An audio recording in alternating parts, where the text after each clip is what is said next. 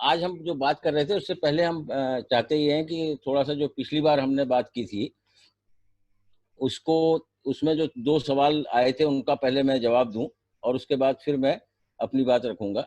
तो पिछली बार एक तो सवाल पूछा गया था कि कथा साहित्य में शैली विज्ञान का कहाँ तक उपयोग किया जा सकता है। तो मेरा जवाब ये है कि बहुत अधिक किया जा सकता है, विशेषकर जब अगर हम रूपवाद और प्रकार्यात्मक संरचनावाद आधारित शैली विज्ञान के नजरिए से देखें तो कथा साहित्य भी जो है एक संरचना है ना, तो और उसका एक रूप है। और विभिन्न कथाकारों की कथा के जो लिखने के तरीके होते हैं उनमें उनकी संरचनाएं अलग अलग होती हैं। उसका एक बड़ा हिस्सा एक सा होता है जिससे हम जानते हैं कि ये कहानी है। तो वो एक है कि एक कहानी का पूरा संरचना है और उसके बाद फिर शैली जो है हर एक लेखक की अलग अलग होती है, तो वो एक बात है। फिर एक सवाल ये किया गया था कि प्रयोगशाला में किया गया जो शोध है क्या वो मात्रात्मक है। तो ये इसका जवाब ये है कि सामान्य तौर पर जो भी प्रयोगशाला में किए जाते हैं शोध या अन्य पद्धतियों से भी किए जाते हैं वो मात्रात्मक भी हो सकते हैं और मात्रात्मक नहीं भी हो सकते हैं। और मात्रात्मक शोध जो है वो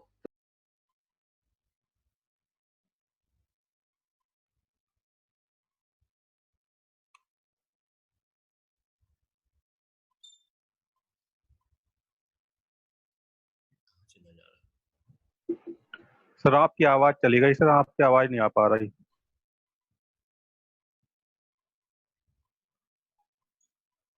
अब आ रही है? हाँ आ रही है जी सर, आ रही सर है। आ रही है। अच्छा अच्छा। आ रही सर, आ रही है, आ रही है। तो उसका उसकी बात हम ये कह रहे थे कि जब पिछली बार जो बात की गई थी तो शोध के प्रकार की हमने चर्चा विस्तार से नहीं की थी, केवल ये इस बात की बात की थी कि शोध क्या है। तो उसमें जो आप लोगों के जो सिलेबस है उसमें ये चीजें लिखी हुई हैं, साहित्य शोध, अंतर्वर्ती शोध वगैरह वगैरह। तो मेरी जो इच्छा है वो ये है कि मैं आज आपको पाठालोचन के बारे में बात करूं।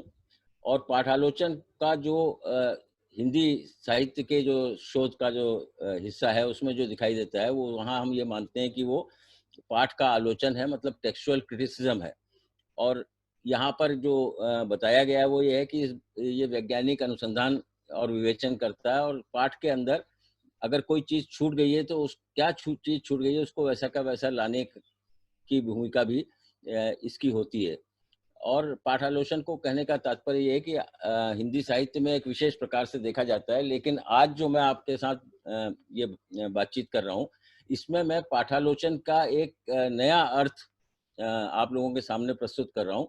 और जो आपके सिलेबस में भी जो चीजें लिखी उनमें से कुछ चीजों में थोड़ा सा मतभेद हमारा हो सकता है बीच में, लेकिन कमोबेश बातें वही हैं, उनको कहने का तरीका एक अलग है, एक अलग क्रम में वो बातें कही गई हैं।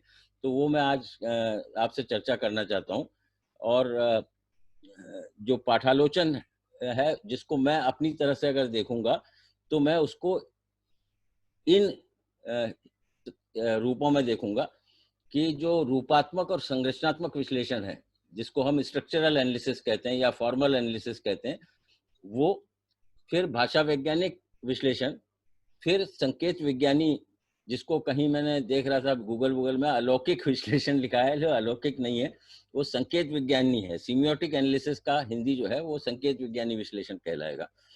फिर है जिसको हम आख्यान या पाठ विश्लेषण कह सकते हैं, जिसको अंग्रेजी में हम डिस्कोर्स एनालिसिस कहते हैं।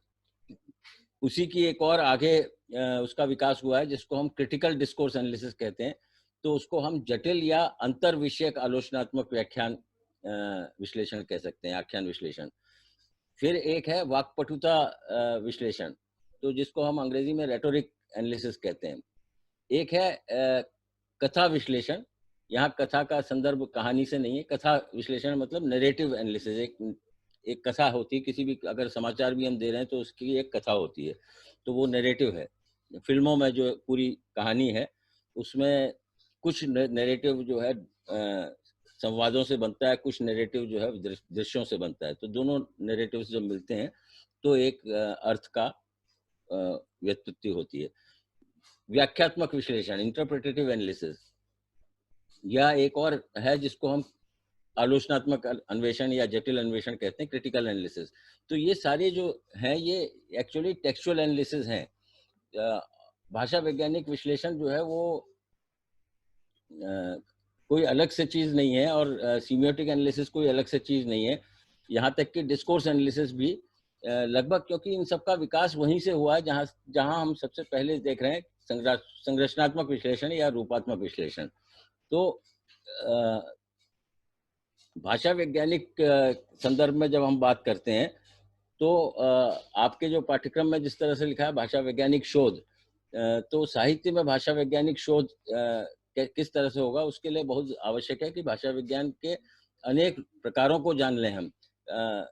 ये केवल एक स्लाइड है, आप देख लीजिए इसको, मैं अपनी बात जारी रखता हूँ। तो मेरा कहने का मतलब ये है कि भाषा विज्ञान एक ऐसा विषय बन गया है जिसके अंदर बहुत सारी शाखाएं हैं, और उन सारी शाखाओं के अंदर से कुछ ना कुछ साहित्य के संदर्भ में दृष्टियां निकलेंगी जिनके माध्यम से हम साहित्यिक शोध कर सकते हैं। लेकिन इन सब में सबसे महत्वपूर्ण है जो जिसको हम ने एक बहस के रूप में भी जाना है हिंदी साहित्य में, जो प्रोफेसर श्रीवास्तव, आर.एन. श्रीवास्तव और विद्यानिवास मिश्र जी के बीच में भी, जिन्होंने शैली विज्ञान और रीति विज्ञान के संदर्भ में स्टाइलिस्टिक्स की चर्चा की। तो स्टाइलिस्टिक्स जो है वो लिंग्विस्टिक्स का एक ऐसा हिस्सा है जो कि साहित्य की तरफ को ज़्यादा झुका हुआ है। इसके अलावा जो है अगर हम लेक्सिकोग्राफी देखें तो भाषा शब्दकोश विज्ञान, तो शब्दकोश विज्ञान का केवल काम केवल शब्दकोश बनाना नहीं है, लेकिन शब्दों की एक विवेचना करना भी उसका काम है। तो वहाँ पर भी हो सकता है। फिर अप्लाइड लिंग्विस्टिक्स है जिसके कि बहुत सारे हिस्से हैं, उनमें उनमें से कुछ चीज़ों को लेकर हम शोध कर सकते हैं। और एक बड़ा हिस्सा है, एक तो व्याकरण का हिस्सा है, वो तो सब लोग जानते हैं, लेकिन एक बड़ा हिस्सा है जिसको हम कहते हैं समाज भाषा विज्ञान, सोशल लिंग्विस्टिक्स, सोशियो लिंग्विस्टिक्स। तो समाज भाषा विज्ञान जो है उसका उससे बहुत सारी ऐसी दृष्टियां निकल सकती हैं जिससे कि हम साहित्य के संदर्भ में अगर कोई अध्ययन करें तो मदद मिल सकती है। तो ये दोनों चीजें जो रूपात्मकता की बात मैं कर रहा था और जो भाषा विज्ञान की बात कर रहा हूँ, ये जो सारा पूरा प्रक्रिया है, हालांकि हिंदी साहित्य में हम जब बात करते हैं तो अधिकांशतः हम जो अपने जैसे भरत मुनि को लेंगे, काव्य शास्त्र वगैरह की चर्चा करेंगे, दूसरी चर्चाएं करेंगे, दूसरे विद्वानों की, उद्भट की और सब लोगों की बात करेंगे। लेकिन एक दृष्टि जो है वो पश्चिमी दृष्टि है, जिसको कि जिसके वजह से भाषा विज्ञान जिस तरह का आज है वैसा बना है। तो हमारे यहाँ भी पाणिनि और पतंजलि वगैरह ने व्याकरण पे बहुत काम किया है, लेकिन उनके कार्यों को हम अलग तरह से देखते हैं, और यहाँ पर जो विकास हुआ है उसको हम अलग तरह से देखते हैं। तो जो रूपवाद था, रूपवाद की जो शुरुआत हुई सबसे पहले रूस में मानी जाती है। वहाँ पर एक सर्कल बना था उस साहित्यिक अध्ययन का, और उन लोगों ने रूपवाद की शुरुआत की। उसके बाद उनमें से एक जो बड़ा नाम था वो वहाँ से निकल गया, तो रोमन याकब्सन, और वो फिर प्राग चले गए। प्राग में जाके उन्होंने फिर एक लिंग्विस्टिक सर्कल बनाया, उसमें उन्होंने रूपवाद के काम को आगे जारी रखा। उनका एक बहुत प्रसिद्ध मॉडल है जिसको हम दोहरा मॉडल कहते हैं। तो दोहरा मॉडल इसलिए कहते हैं कि वो संप्रेषण जो है उसके पहले तो घटक बताते हैं। तो ये घटक यहाँ जो मैं आप देख रहे होंगे वो घटक ये है कि एक भेजने वाला होता है संदेश को, एक संदेश होता है, और एक संदेश का प्राप्तकर्ता होता है। ये तो एक रेखीय क्रम है, लेकिन इस रेखीय क्रम में तीन चीजें और जोड़नी पड़ती हैं जिससे कि हम संप्रेषण को पूरी तरह से समझ पाते हैं। तो वो घटक है, एक है कॉन्टेक्स्ट यानी संदर्भ, और एक है माध्यम, चैनल, और एक है कूट। ये तीन चीजें जो हैं और जब जुड़ती हैं तब एक संप्रेषण की पूरी दृश्य निकलता है। और इस संप्रेषण के साथ इस घटक, इन घटकों के साथ जो है उनके कुछ प्रकार्य भी हैं, उनके कुछ फंक्शंस हैं। तो ये उन फंक्शंस की जब हम चर्चा करते हैं तो हमको ये 6 फंक्शंस, प्रकार्य दिखते हैं जो इन घटकों के साथ जुड़े हुए हैं। तो एक सबसे पहला है भावनात्मक। जब हम भेजने वाले, संदेश भेजने वाले की बात करते हैं तो उसके संदेश में कहीं ना कहीं उसकी खुद की मनःस्थिति भी परिलक्षित होती है। दूसरा है काव्यात्मक, यानी जो संदेश है, जब हम संदेश का ही अध्ययन करते हैं तो हम एक काव्यात्मक सृष्टि की बात कर रहे होते हैं। तो एक बात कही गई है, प्रेम प्रकट किया गया है, लेकिन प्रेम किस तरह से प्रकट किया गया है, तो किस तरह वाला जो है, how it has been represented, वो बहुत महत्वपूर्ण है। तो ये सारी जो है, ये काव्यात्मक वाला जो हिस्सा है, ये असली में पाठ का हिस्सा है। जो संदेश है, जिसको हम संदेश कह रहे हैं, वो पाठ है। तो पाठ का एक रचनाकार है, और एक पाठ है, और एक पाठ का पढ़ने वाला है। तो इन तीनों के बीच में अलग अलग संबंध होते हैं। तो तीसरा वाला जो जो ग्रहण करने वाला है पाठ को, उसके लिए जो प्रकार है, वो उसको हम आदेशात्मक कहते हैं। अगर वो संदेश सीधे अपने बारे में बात न करके और भेजने वाले के बात में न करके जो सुनने वाला है उससे उसकी तरफ संबोधित है, तो उसको हम आदेशात्मक कहते हैं। इसमें बहुत सारे जैसे मैं अगर कहूँ कि मेरे लिए पानी लाइए या मेरे लिए पानी लाओ, तो मैं किससे बात कर रहा हूँ उसके आधार पर ये तय होगा कि मैं लाइए कहूँगा कि लाओ कहूँगा। लेकिन पानी लाओ या पानी लाइए, ये एक तरह का आदेश है ना। उसको हम प्रार्थना भी कह सकते हैं, लेकिन वो प्रार्थना इसलिए है क्योंकि बड़े से है। तो ये तो तीन मूल प्रकार हैं। एक प्रकार है जो संदर्भात्मक है, मतलब हम जब भी बातचीत करते हैं तो उसका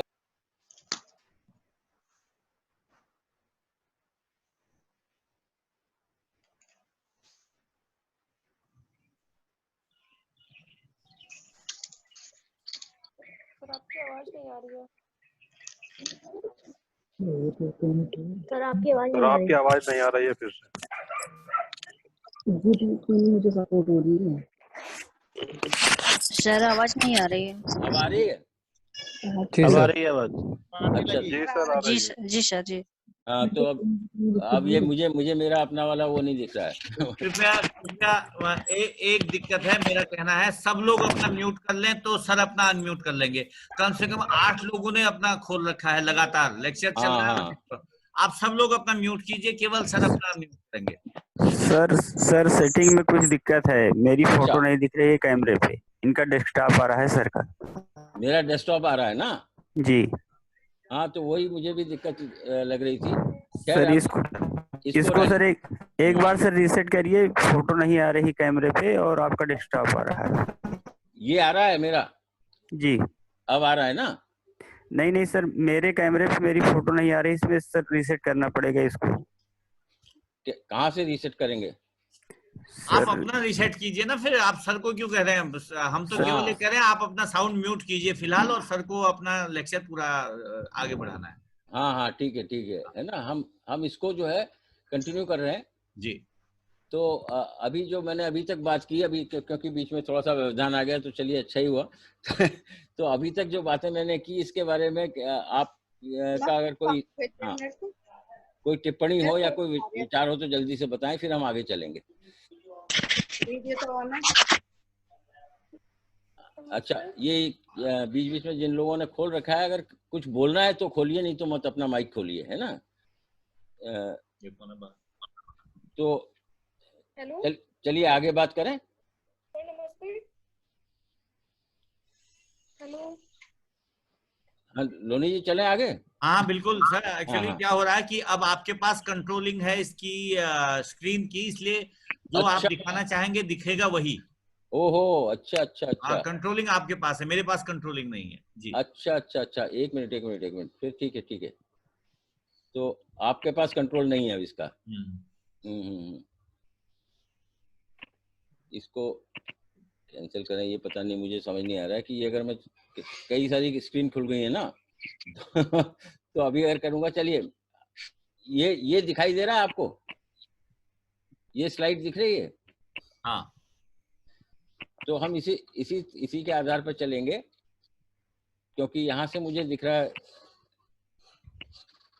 ज्यादा ठीक तरह से। तो हमने यहाँ जो बात कर रहे थे, हाँ, यहाँ से हम आ गए थे प्रकार्य में। ठीक है, ये दिख रही है आपको स्क्रीन, भावनात्मक वगैरह वाली जो है? सर कोई स्क्रीन नहीं दिख रही है। सर नहीं दिख रही सर। कोई स्क्रीन सर, नहीं दिख रही है? नहीं हाँ सर, सर, डेस्कटॉप दिख रहा है सर बस। दिख रहे हैं। एक ऐसी स्क्रीन दिख रही है जिसमें अम्ब्रेला है बस, और डेस्कटॉप। डेस्कटॉप है सर। अच्छा अच्छा अच्छा जी सर, अच्छा, डेस्कटॉप दिख रहा है सर बस। Okay okay. जहाँ पे सर हम लोगों की स्क्रीन दिखनी चाहिए वहाँ आपकी दिख रही है, जहाँ आपकी दिखनी चाहिए वहाँ स्क्रीन दिख रही है। ओहो, हाँ हाँ हाँ, अच्छा अच्छा, अब ठीक है, अब समझ गया मैं। अब मुझे वो दिख रही है, इसको स्विच टू शेयर्ड स्क्रीन है ना? हाँ, अब दिख रही है। अब मैं बताता हूँ, अब आपको मैं जिसको खोलूंगा वही खुलेगा, है ना? ठीक है, तो ये अम्ब्रेला वाली स्क्रीन कहाँ है मेरी? अम्ब्रेला वाली तो स्क्रीन है नहीं मेरी। ये स्क्रीन मेरी है जो आपको खुद शेयर करनी है ना अपनी ओहो, अच्छा अच्छा, मैंने शेयर स्क्रीन ऑप्शन खोला हुआ है, अब आपको अपनी शेयर करनी है, आपकी शेयर नहीं हुई इसमें। अच्छा, मेरा जो है वो इसमें आप डाल देना है ना? हाँ हाँ जी। अच्छा अच्छा अच्छा, ये इसलिए आपकी दिख रही है बार बार और मेरा वाला नहीं दिख रहा है। तो करेक्ट, इसमें मैं अपनी स्क्रीन डालूंगा, शेयर स्क्रीन।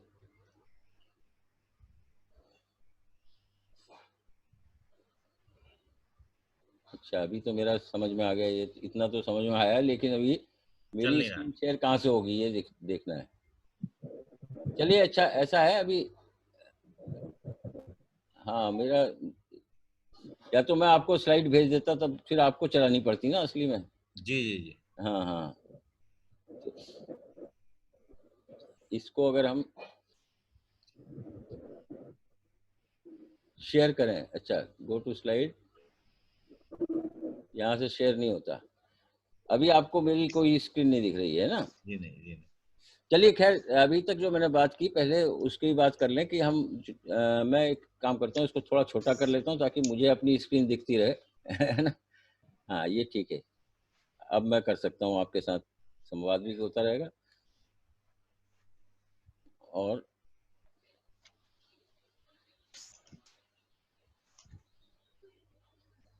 हाँ, अभी ठीक है।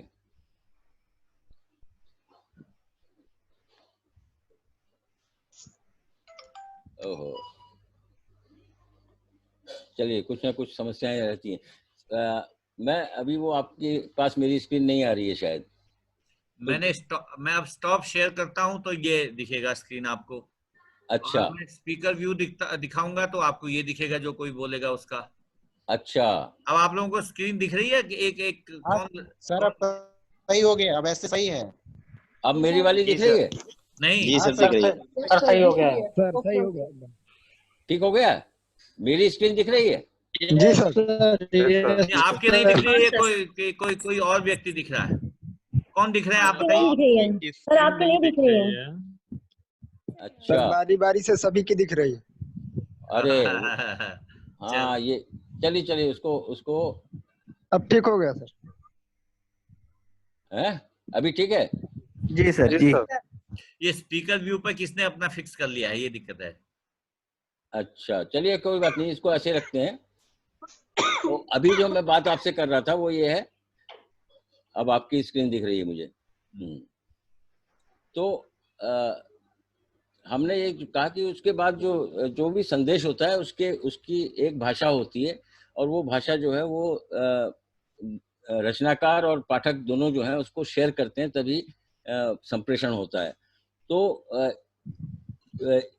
उस प्रकार से इन सारे प्रकारों से एक अलग अलग तरह का भाषिक संचार पैदा होता है। सबके मिले जुले होकर अगर हम देखें तो एक पूर्ण संपूर्ण अभिव्यक्ति बनती है, लेकिन कई बार इनमें से एक या दो प्रकार जो हैं वो ज़्यादा हावी हो जाते हैं। जैसे अगर हम कविता की बात करें तो कविता जो है वो एक संदेश जरूर है, एक रचना है जो कि पाठक की ओर जा रही है, लेकिन उसमें जो काव्यात्मक प्रकार है, मतलब जो संदेश का अपना जो बनाने का तरीका है, वो सामान्य प्रकार के तरीकों से भिन्न है, इसलिए उसकी भाषा अलग तरह की है। लेकिन जो आदेशात्मक वाक्य हैं वो अलग तरह के हैं, और जो केवल अपनी व्यथा बताने के लिए कि मुझे दर्द हो रहा है, मुझे प्यास लगी है, इस तरह के जो वाक्य हैं वो जो संदेश देने वाला है उसकी बात बता रहे हैं। तो अभी आपका ये किसी और की स्क्रीन आ रही है बीच में, है ना? चलिए, पर कोई बात नहीं। तो हाँ, इसके अलावा जो हम जिन चीजों की बात कर सकते हैं वो ये है कि जैसे इसमें सर्वेक्षण पद्धति है, आलोचनात्मक पद्धति है, तुलनात्मक पद्धति है, इन सब चीजों के बारे में किसी दूसरे संदर्भ में सर एक मिनट रोकना चाहूंगी सर, आपने छठा प्रकार्य नहीं बताया, एक बार वो भी लिखवा दीजिए सर। हाँ, तो लिख लीजिए। भावनात्मक है पहला जी। प्रकार, दूसरा है जी। काव्यात्मक, जी। तीसरा है आदेशात्मक, जी। चौथा है संदर्भात्मक, जी। पांचवा है संपर्कात्मक, है ना? और आदेशन। हाँ जी। और छठा है पराभाषिक। पराभाषिक मतलब हाँ, पराभाषी। पराभाषिक जो भाषा से ऊपर, भाषा से ऊपर क्या है उसके नियम है ना? जी। ये चौथा सर संदेशात्मक है या संपर्कात्मक, या दोनों एक ही है सर? क्योंकि आपने चौथा नहीं, संदेशात्मक बताया था सर। तीसरा संदर्भात्मक है जी। और चौथा जो है वो संपर्कात्मक है। वो जी। उसके वो जो है वो कॉन्टेक्स्ट के साथ जुड़ा हुआ है ना? वो कॉन्टेक्स्ट के साथ वो जुड़ा हुआ है, संदेश संदर्भात्मक कॉन्टेक्स्ट के साथ जुड़ा हुआ है और पारिभाषिक कोड के साथ जुड़ा हुआ है ना? कूट के साथ। जी। जी। जी ठीक है, थैंक यू सर। है ना? जी। तो अब हम अगर आगे चलें तो हम ये देखेंगे कि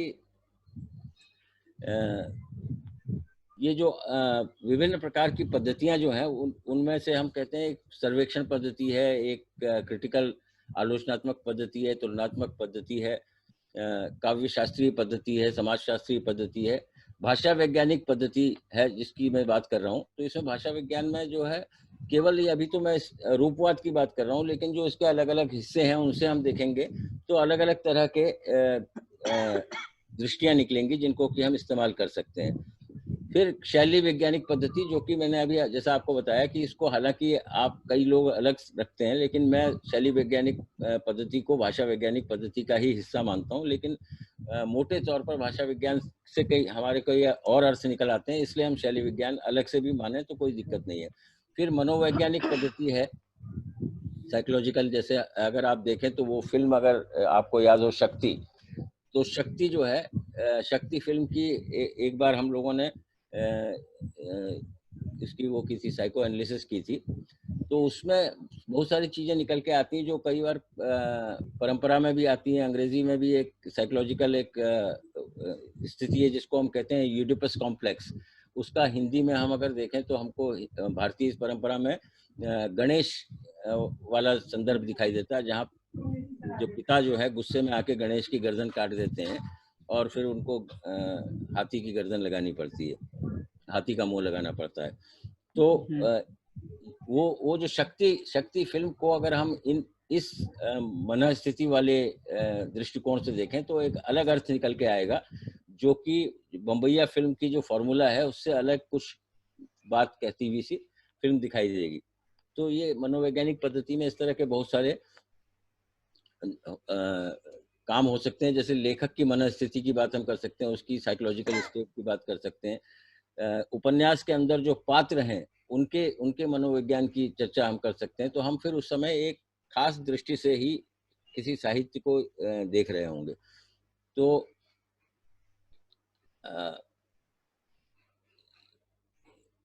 इसके बाद जो है हम कहाँ पर है, ये क्यों नहीं खिसक रहा है, एक मिनट, हाँ हो तो रहा है।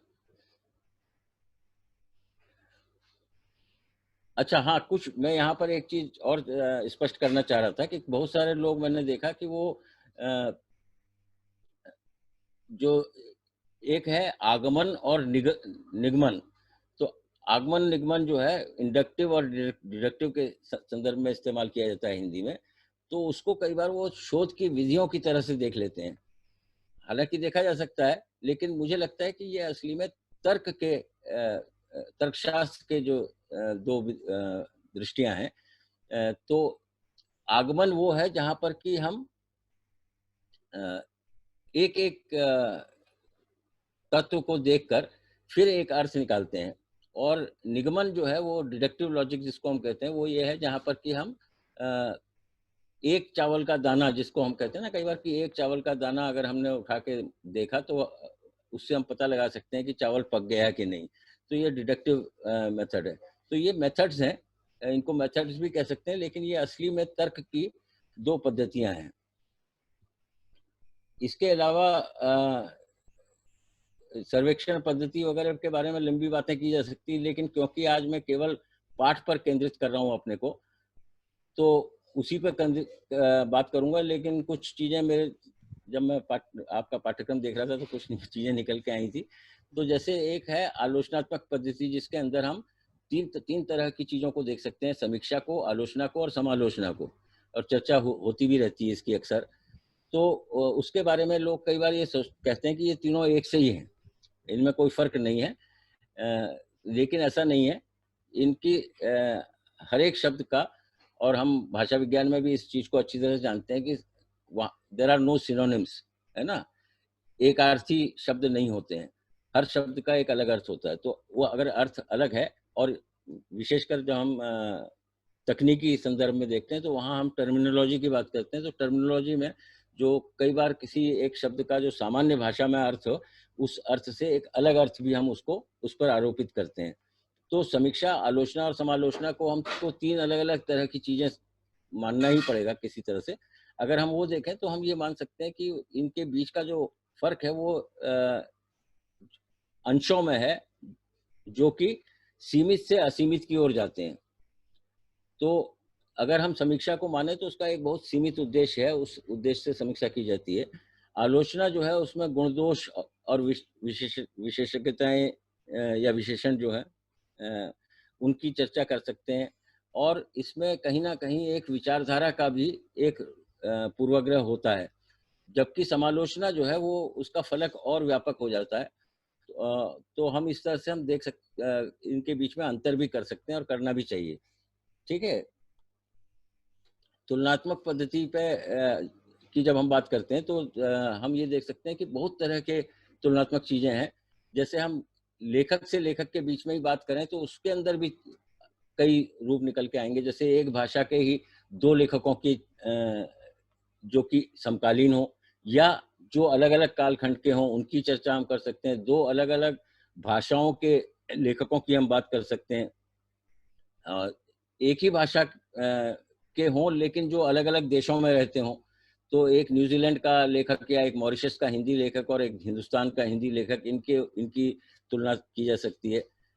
कृतियों के बीच में भी हम जब करते हैं तो हम जैसे रामायण, रामचरितमानस और जो मैथिली शरण गुप्त वगैरह ने राम के बारे में लिखा है, या आज के समय में अगर कोई राम कथा के आधार पर कुछ लिख रहा है तो वो भी एक तुलनात्मक हो सकता है। रचना शैलियों के बीच में हो सकता है। जैसे भारतीय छंद की हम जो अध्ययन है उसको हम पश्चिम के जो मीटर है या उसका जो पोएटिक्स है उसके संदर्भ में दोनों की हम अध्ययन कर सकते हैं। साहित्यिक प्रवृत्तियों के बीच में, जैसा पिछली बार भी आपसे बात कर रहे थे प्रोफेसर साहब, तो उन्होंने बताया था कि रोमांटिसिज्म का और छायावाद, इनका तुलनात्मक अध्ययन हम करते हैं और कई बार हम इनको दोनों को एक सा मानते हैं, लेकिन दोनों अलग अलग तरह की चीजें हैं।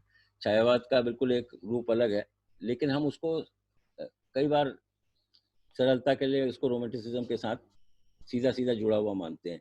रेनेसां और नवजागरण वो दोनों अलग अलग चीजें हैं, लेकिन लगभग मिलती जुलती सी भी हो सकती हैं। तो इसलिए उनका भी एक प्रवृत्तियों के अध्ययन की जब बात हम करेंगे तो वहाँ पर भी देख सकते हैं।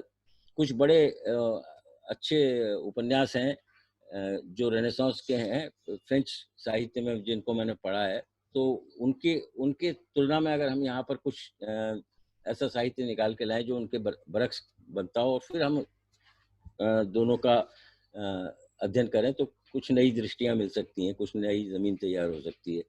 अनुवाद का क्षेत्र तो बहुत बड़ा है, लेकिन उसमें भी अगर आपको बताऊं तो जैसे मैकबेथ का अनुवाद है, उसके मैकबेथ और उसके हिंदी अनुवादों का अगर अध्ययन हम करें और हिंदी अनुवाद में भी एक ने नहीं अनेक लोगों ने किए हैं, जैसे रंगे राघव बच्चन जी और रघुवीर साय ने अनुवाद किया बर्नम वन के नाम से मैकबेथ का। तो इन सब का अनुवाद जो है और फिर जो मैकबेथ रचना है उनके बीच में भी एक तुलनात्मक अध्ययन बहुत अच्छा हो सकता है, जो कि अनुवादों के बीच में हो, कृति और अनुवाद के बीच में होगा। दो समाज और संस्कृतियों के बीच साहित्यिक प्रदत्तों की मदद से, तो जो लिटरेरी फैक्ट्स हैं उनके संदर्भ में अगर देखें, तो अगर हम भारत और फ्रांस के अस्तित्ववादी साहित्य की चर्चा करें तो हम लगभग इसी तरह का काम कर रहे होंगे। तो ये कुछ तुलनात्मक शोधों की बात हुई। ये एम्पिरिकल रिसर्च को मैं अभी छोड़ रहा हूँ। इसके आगे हम चलते हैं। तो अब मैं जो दो चीजें चर्चा आज आपसे करना चाह रहा हूँ, एक तो चर्चा ये है कि मेरे कुछ जो शोध मैंने किए उनके क्या विषय थे, और ये सब के सब शोध जो हैं वो पीएचडी के शोध नहीं है, क्योंकि पीएचडी कर लेने के बाद या करने से पहले भी लोग शोध करते हैं। तो ये छोटे छोटे शोध हैं, या ये ऐसे शोध के विषय हैं जिन पे कि बड़ा काम बाद में किया जा सकता है। मुझे भी लगता है कि मैं कई चीज़ों में मैं शोध करना चाहता हूँ व्यापक रूप से, तो वो उस समय की इच्छा रहती है कि ये इस पे काम किया जाए। तो मैंने एक हिंदी साहित्य और अस्तित्ववाद के प्रभाव पर एक शोध किया था, वो उसकी हम चर्चा बाद में कर सकते हैं कभी। अनुवाद में सौंदर्य के ऊपर मैंने एक काम किया था, जो कि फिर तुलनात्मक भी है और रूपात्मक भी है। यहाँ पर हमने काव्यात्मक पाठ के अनुवाद का अध्ययन किया था, और इसके लिए मैंने एक हाइपोथेसिस दी थी कि जो अनुवाद में सौंदर्य अगर हम खोजेंगे तो हमको जो एक बहुत महत्वपूर्ण चीज आएगी, वो आएगी दो भाषाओं और दो संस्कृतियों के बीच एक प्रकार का तनाव है। उस तनाव को हम कितना ज्यादा रिजॉल्व कर पा रहे हैं, वही कविता का सौंदर्य, कविता के अनुवाद का सौंदर्य होगा। क्योंकि कविता के का सौंदर्य अलग है और अनुवाद का क्या फिर सौंदर्य होगा। तो अगर अनुवाद के सौंदर्य को समझना है तो फिर हमको दोनों भाषाओं के और दोनों संस्कृतियों के तनावों की बात करनी पड़ेगी। तो वो एक पेपर मैंने लिखा था। एक और रिसर्च किया था हमने, जो था व्याख्या की बहुलता और काव्यात्मक पाठ का संकेत विज्ञानी विश्लेषण। तो ये भी एक टेक्सचुअल एनालिसिस है, और इसमें हमने संकेत विज्ञान के आधार पर एक फ्रांसीसी कविता का अनुवाद किया था, जिसके का अध्ययन किया था और उसके अनुवाद का अध्ययन किया था। तो वो एक बड़ी अच्छी, इसकी चर्चा थोड़ी सी अगर समय होगा तो मैं करूँगा अभी। तो इसके बड़े मज़ेदार रिजल्ट्स आए थे, और फिर बहुत सारी जो मैंने मास कम्युनिकेशन के क्षेत्र में किए हैं काम, उनमें बहुत सारे हैं। लेकिन इसमें एक ऐसा शोध है जो अभी पूरा नहीं कर पाया हूँ, लेकिन उसका मैंने एक पेपर उस पर बनाया था और काफ़ी चर्चा हुई थी, लेकिन उसके आगे उसका काम नहीं कर पाया। वो था पॉलिटिकल कम्युनिकेशन में, जहाँ पर कि मैंने नीरा राडिया के टेप्स को लेकर एक बड़ा वो फैक्चुअल डाटा है। तो उस फैक्चुअल डाटा को लेकर मैं ये दिखाने की कोशिश कर रहा था कि ये नीरा राडिया के टेप्स में, जहाँ जर्नलिस्ट भी हैं, पब्लिक लॉबिस्ट भी हैं और नेता भी हैं, तो कैसे पॉलिटिकल कम्युनिकेशन का एक दायरा है जो कि हम लोग अक्सर छू नहीं पाते, वो इन टेप्स के माध्यम से उभर के आता था। तो इस तरह की चर्चाएं भी हम कर सकते हैं। तो ये जो मेरे जो शोध के प्रकार जिन पर मैंने काम किया, वो आप कह सकते हैं कि विवरणात्मक है और दस्तावेजी है। पहला वाला जो था अस्तित्ववाद वाला, उसमें मैंने केवल तथ्य एकत्रित किए थे, कितने लेखक हैं, कौन कौन से लेखक हैं जो अस्तित्ववाद के ऊपर जिसकी विचारधारा से प्रभावित हुए और उन्होंने अपना जो लेखन किया वो, और थोड़ी बहुत चर्चा भी की गई थी, विश्लेषण भी किया गया था। फिर जो दूसरा है वो संकेत विज्ञानी विश्लेषण है। तीसरा जो है वो गुणात्मक और संकेत विज्ञानी है, क्योंकि इसमें मैंने एक छोटा सा सर्वे किया था, बड़ा 5 आदमियों का सर्वे था, वो 5 लोगों के बीच किया था, लेकिन विशिष्ट लोग थे वो, तो वो उसको गुणात्मक विश्लेषण और संकेत विज्ञानी शोध कह सकते हैं।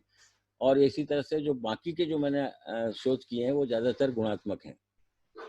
तो ये मैं इसलिए आपको ये बता रहा था क्योंकि ये अपना खुद का अनुभव बताने से कोई लाभ नहीं होता, लेकिन कई बार अगर मैंने कोई शोध का अनुभव मेरे पास है तो वो अगर मैं आपके साथ शेयर करता हूँ, आपको बताता हूँ, तो आपके अंदर भी कई तरह के विचार पैदा होते हैं जिनसे कि एक अच्छा शोध का विषय भी आप निकाल सकते हैं। इसलिए ये मैं बता रहा था आपको। तो ये तो हो गया। यहाँ पर वैसे मेरा ये वाला जो पार्ट आपके साथ बातचीत है ये मैं संपूर्ण मानता हूँ और आप लोगों का धन्यवाद करता हूँ। कोई सवाल वगैरह हो तो बताइए, फिर मैं आपको जो दूसरा वाला मैं चाहता हूँ उसकी चर्चा करूंगा। Hello sir. हाँ सर नमस्ते, मैं भारती देव बोल रही हूँ सर। हाँ बोलिए। सर मुझे ये समीक्षात्मक और समालोचनात्मक समझ में नहीं आया सर, स्पष्ट नहीं हो पाया। समीक्षात्मक और समालोचनात्मक में?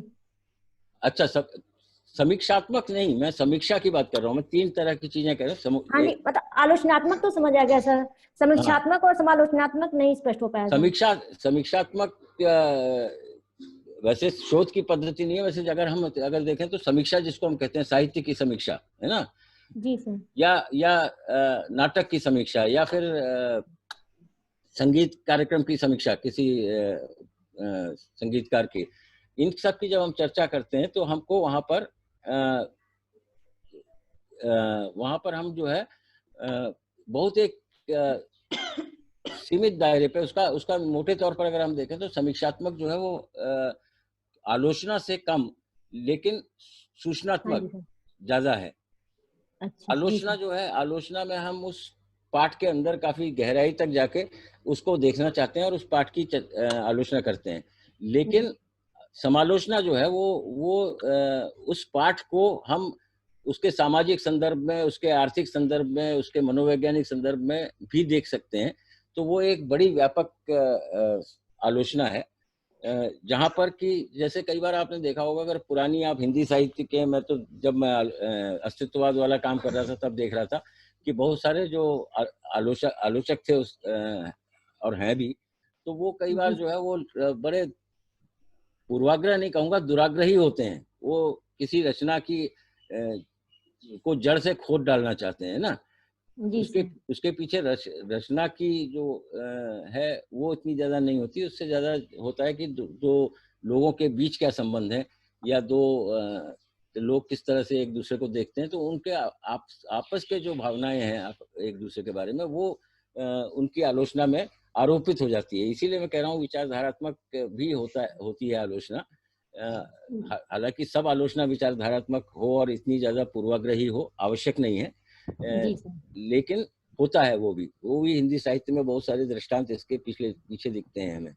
तो लेकिन समालोचना में हम ये मान के चलते हैं कि यहाँ पर हम, क्योंकि एक पाठ को लेकर उसके इर्द गिर्द का पूरा माहौल, या जैसे उसी का किसी उपन्यास से पहले का उपन्यास और उसके बाद का पूर्ववर्ती उपन्यास जो है उनके संदर्भ में भी अगर हम उसको देख रहे हैं तो हम एक व्यापक फलक में उस रचना को देख रहे हैं, तो वो समालोचना के संदर्भ में आ सकती है ना। जी सर। सर धन्यवाद सर। हाँ हाँ सर, बालेंद्र प्रताप सिंह। हाँ बताइए सर। प्रणाम। प्रणाम सर, एक आश्चर्य है मुझे। हाँ बताइए। अभी आपने कहा अनुवादात्मक सौंदर्य के अंतर्गत कि दो भाषाओं या संस्कृतियों के मध्य जो है एक तनाव देखने को मिलता है। और वही तनाव उसका सौंदर्य होता है। नहीं, उस तनाव में सौंदर्य नहीं, तनाव से को सुलझाने में एक अनुवादक उस तनाव को कैसे सुलझाता है, वहाँ सौंदर्य है, ये मैं कह रहा था। सर मेरी बात पूरी नहीं हुई। हाँ बताइए। जबकि मैं मानता हूँ, या जो पढ़ने में देखने में मिलता है दो संस्कृतियों और दो भाषाओं के मध्य, वो तनाव से कहीं ज्यादा सामंजस्य मिलता है। तो सामंजस्य में तो ज्यादा सौंदर्य हमें प्राप्त हो सकता है तनाव की अपेक्षा।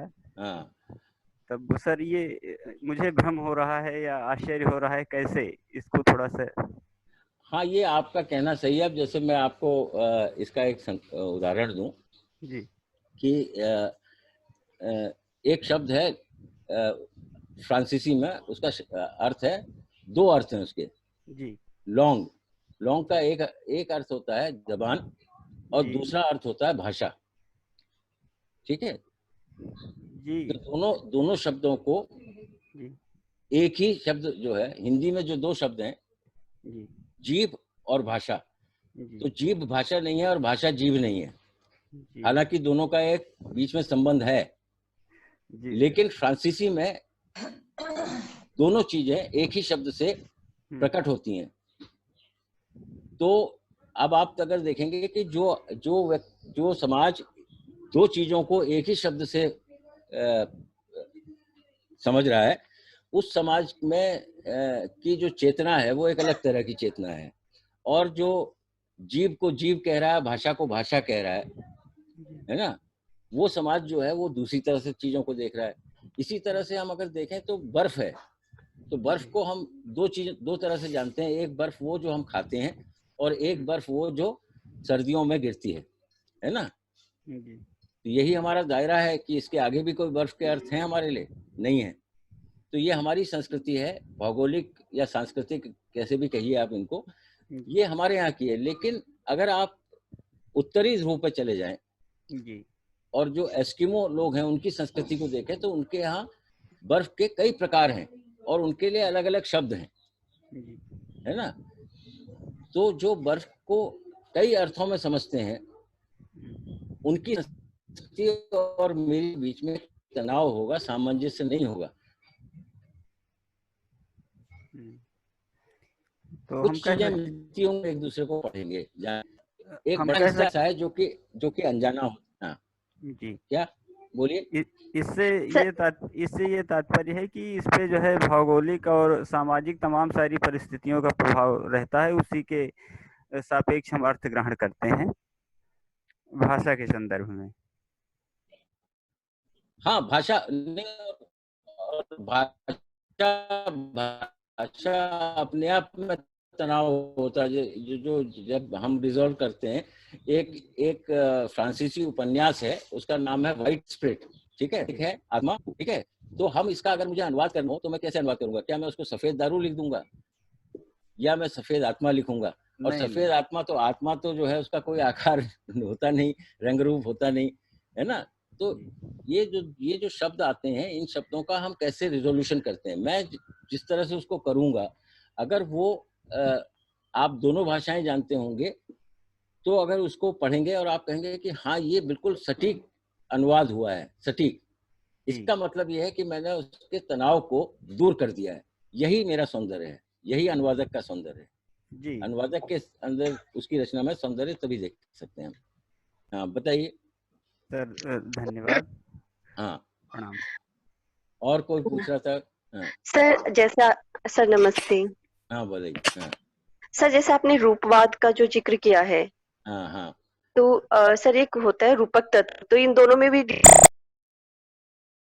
देखिए वही वाली बात देख, हम रूपक तत्व जब जिसको हम हिंदी साहित्य में पढ़ रहे हैं, तो एक मैं जब कह रहा हूँ कि जब हम शोध के हिंदी जगत दूसरी प्रकार के, ये है कि हम या तो अपनी भारतीय काव्य पद्धति या शोध पद्धति इन्हीं पर टिके रहते हैं, तो एक दृष्टि से हमको चीजें मिलती जाती हैं, या फिर हम पश्चिम की तरफ देखें तो एक आध चीजें उसमें से उठा लेते हैं, वो भी बहुत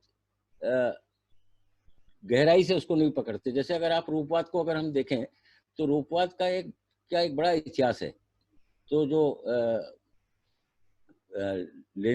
जो मॉस्को का जो रूपवादी रूसी साहित्य में वो था, आरंभ हुआ था वो, और फिर जो प्राग में जाकर हुआ, जिसमें रोमन जैकबसन तो एक हैं और बहुत सारे लोग हैं बाद में, और उसके बाद वहां से पूरी एक परंपरा निकल के आती है जो कि पश्चिम के साहित्य और दर्शन दोनों के क्षेत्र में, जैसे सोस्यूर हमारा जो है भाषा वैज्ञानिक फर्दिनांद दे सोस्यूर, वो रूपवाद से ही उसने भाषा विज्ञान का एक पूरा दृष्टि बदल दी।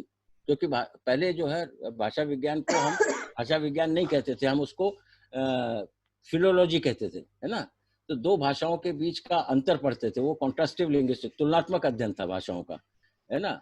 और इसमें एक ऐतिहासिकता का भी एक तत्व था, ऐतिहासिक भाषा विज्ञान वो ज्यादा था।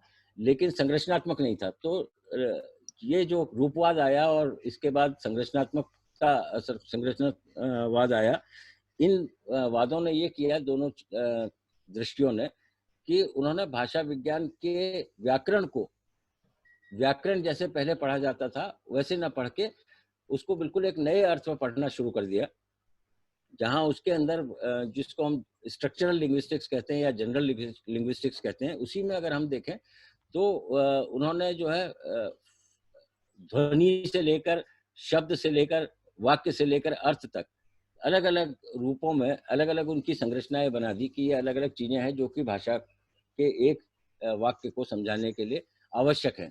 इस प्रकार से हमने कभी भाषा को पहले नहीं पढ़ा था। तो ये पूरी एक प्रक्रिया जो है, जिसको मैं कह रहा हूँ रूपवाद या फॉर्मलिज्म या स्ट्रक्चरल फंक्शनलिज्म, ये जो दोनों वाद हैं, ये एक तरीके से सर रूपवाद तो छंदवादी। हाँ, तो इसको अगर हम देखेंगे तो इससे एक हमें दृष्टि मिलेगी जो कि हम उसको लागू कर सकते हैं भारतीय साहित्य में, भारतीय हिंदी साहित्य में, हिंदी साहित्य की रचनाओं में, कविता में, कहानी में, किसी लेखक के ऊपर अगर शोध कर रहे हैं तो वहां पर भी हम संरचनात्मक वाद को लागू कर सकते हैं। तो कैसे हम लागू करेंगे, ये मेथोडोलॉजी जो है, पद्धति जो है, प्रविधि जो है, इस प्रविधि को लाने के लिए कुछ बिल्कुल नई सी चीजें बनेंगी। लोग उतनी रिस्क नहीं लेना चाहते। अक्सर एक और बात भी हमें कहनी चाहिए यहाँ पर कि हम जब शोध की बात करते हैं और शोध के प्रकारों की बात करते हैं तो हम जिन प्रकारों की बात कर रहे हैं उसमें एक प्रकार बिल्कुल नहीं आता जिसको हम कहते हैं विश्वविद्यालयीन शोध। ये प्रकार नहीं है मेरे हिसाब से, ये तो मजबूरी है ना। शोध का, जैसे मैंने शुरू में भी कहा था कि शोध का तात्पर्य ये है खोजना। तो अगर आपके अंदर जिज्ञासु हैं, आपके अंदर ललक है कुछ नया खोजने की, तो आप ऐसे ऐसे क्षेत्रों में जाएंगे जहां जिनको कि अभी तक सोचा भी नहीं गया होगा हिंदी साहित्य में। वो आवश्यक नहीं है कि उससे कि आपको पीएचडी मिलेगी, पीएचडी तो मिलेगी ही क्योंकि आप काम करेंगे, तो पीएचडी मिलेगी और आप शिक्षक बन जाएंगे। तो ये एक जो प्रैग्मेटिक है ना, व्यवहारात्मक जो हिस्सा है शोध का, ये व्यवहारात्मक पहलू जब आ जाता है तो फिर हमारे शोध घटिया स्तर के होने लगते हैं। फिर हम केवल निपटाने के लिए काम करते हैं, इस चीज को यहाँ से उठा लो, इसको यहाँ से उठा लो, दोनों को मिला के एक नई चीज बना लो जो पहले कहीं नहीं हुई हो, है ना। क्योंकि अगर पहले हुई होगी तो मना कर दी जाएगी, रिजेक्ट हो जाएगी। तो इसलिए ऐसा कोई विषय ले लो और ऐसी कोई पद्धतियां ले लो जो पहले इस्तेमाल नहीं हुई हो लेकिन प्रचलित हो, जिसपे विवाद ना हो। कहीं एग्जामिनर ही आकर ना कहना शुरू कर दे कि आपने ये क्या कर दिया। तो आप रिस्क नहीं लेना चाहते, पर बिना रिस्क लिए अच्छे शोध नहीं हो सकते। आपको, जैसे मैंने जो एक चर्चा कर रहा था उसमें मैंने तोदोरोव को जब पढ़ रहा था तो उसके आधार पर फिर मैंने ये मल्टीप्लिसिटी ऑफ इंटरप्रिटेशन की बातचीत की। तो अभी यहाँ पर मैं, अगर आप अभी समय है सर हमारे पास? नहीं है समय, मेरे ख्याल से 5 मिनट बचे हैं। लेकिन मैं यहाँ पर एक आपको चीज बताना चाहता हूँ। इसी संदर्भ में हम पूरी बात नहीं करेंगे, लेकिन एक कविता का मैंने अनुवाद किया था जो ये है, ये पॉल एल्यूआर की कविता है, फ्रेंच की, सरिता। इसका कविता इस प्रकार है: मेरे जीभ के नीचे बहती है एक सरिता, जल जिसकी कल्पना भी नहीं करते हम, मेरी छोटी सी नाव और गिरे हुए पर्दे। अब इससे क्या अर्थ निकालते हैं आप बताइए? इससे क्या अर्थ निकल रहे हैं आप लोगों को? सर एक बार और बोलिए। कविता का शीर्षक है सरिता। मेरी जीभ के नीचे बहती है सरिता, जल जिसकी कल्पना भी नहीं करते हम, मेरी छोटी सी नाव और गिरे हुए पर्दे, चलो बात करें।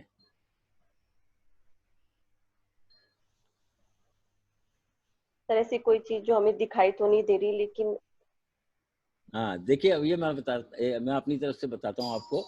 ये कविता जब मेरे अनुवाद में मैंने फ्रेंच में पढ़ी तो मुझे बहुत अच्छी लगी, लेकिन मैं इसका अर्थ नहीं समझ पाया और मुझे इसको अनुवाद करने में लगभग 1 साल लगा। 1 साल बाद मुझे ये कविता दोबारा से जब मेरे सामने आई तब मुझे इसका अर्थ दिखाई दिया और उसके बाद मैंने इसका ये अनुवाद किया है।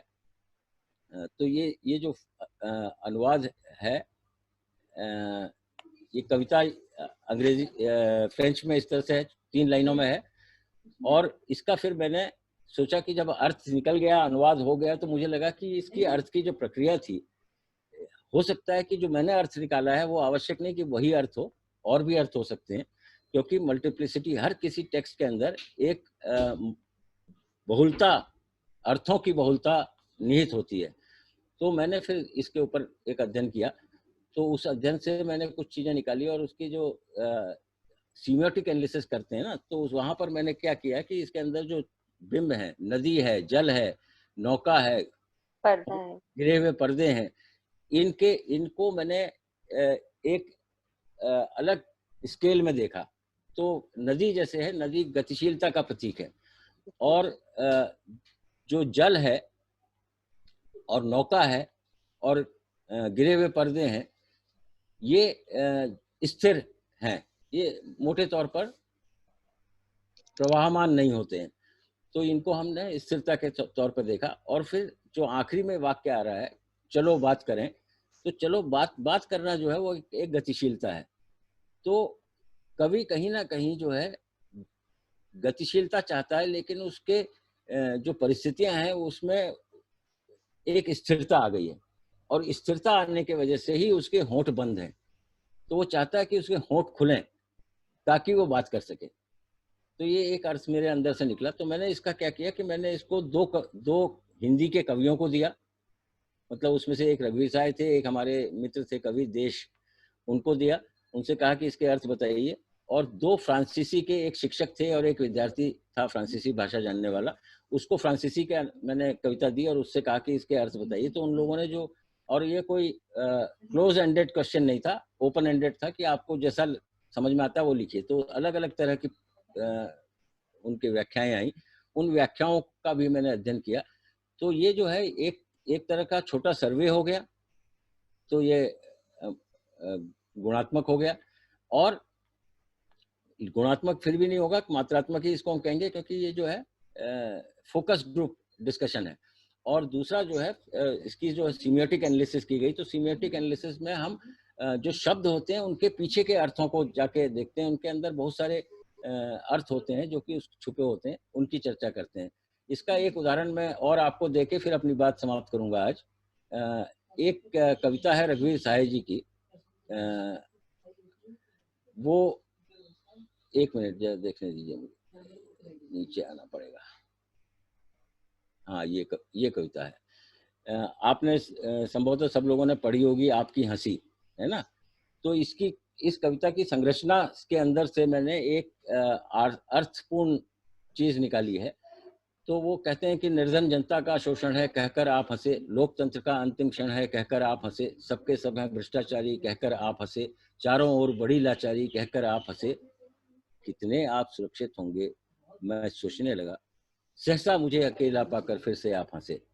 तो ये जो है, ये इसका मैंने एक हंसी का एक प्रकार बनाया, एक स्ट्रक्चर बनाया, जिसमें शब्द हटा दिए तो वो इस तरह का दिखाई देता, हा हा हा हा हा हा हा हा हा हा हा हा हा। तो ये जो स्ट्रक्चर है, ये अपने आप में बहुत कुछ कहता है। ये जो लयात्मकता है कविता की, और उसके बीच में लयात्मकता का टूटना जो है, ये अपने आप में एक बात कह रहा है। और फिर उस बात को क्योंकि शब्दों में उस एक खास तरह से डाला गया है, इसलिए वो उसको और बढ़ा करके देता है, या जो शब्दों में कहा गया है उसको ये लयात्मकता एक खास विशेष अर्थ प्रदान करती है।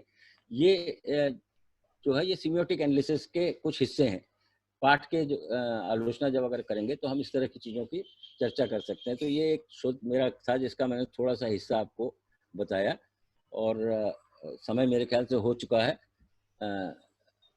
हमारे प्रोफेसर साहब आ गए होंगे, तो मैं अब जी। हाँ, तो मैं बात यहीं पर समाप्त करता हूँ। जी। अभी जो आपने सर अपने निजी अनुभव से अनुवाद वाली बात और पाठालोचन के संदर्भ में बात की, बहुत महत्वपूर्ण है। मैं और जो आज के जो प्रश्न थे हमारे बहुत सारे, उनको आपने दिया, और जो विद्यार्थियों के फिर प्रश्न होंगे उनको फिर हम आपसे निवेदन करेंगे व्याख्यानों में। बिल्कुल जी। तो बहुत धन्यवाद करता हूँ प्रोफेसर हेमंत जोशी जी का। हमारे अगले व्याख्यानदाता हमारे प्रोफेसर सोमनाथ तिवारी जी पधार चुके हैं, मैं उनका स्वागत करता हूँ। स्वागत है सर, आप सुन रहे हैं मुझे क्या? नमस्कार जी सर, नमस्कार जी। जी जोशी जी नमस्कार, लोहनी साहब को नमस्कार जी। नमस्कार, नमस्कार, स्वागत। जी जी जी, सुन रहा हूँ मैं सर जी। तो